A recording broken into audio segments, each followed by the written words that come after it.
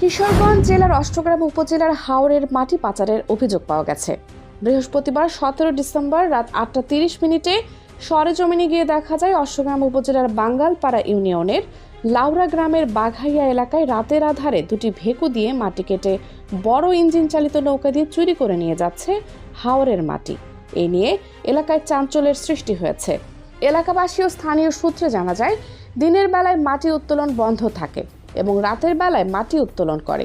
সকাল হলেই জেডি দিয়ে ভেকুগুলো অষ্টগ্রাম উপজেলার নদী পার করে ব্রাহ্মণবাড়িয়া চাতলপাড়ে নিয়ে যায়।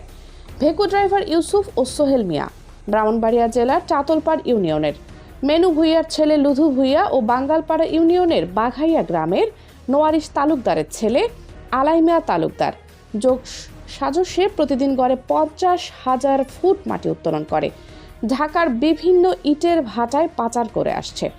এলাকাবাসী আরও জানায়, রাত 8টা থেকে সকাল 6টা পর্যন্ত দুটি ভেকু দিয়ে নদীর পার ও কৃষি জমি থেকে মাটি উত্তোলন করে আসছে।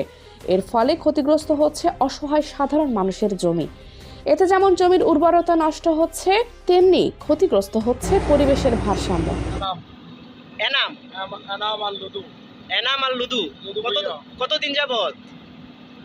7-8 দিন, সারা রাত 24 ঘন্টায় চলছে না। কোথায় যায় মাটিগুলো? সঠিক আমরা যাই না কোথায় যায়, কিন্তু নৌকাতে পড়তেছে।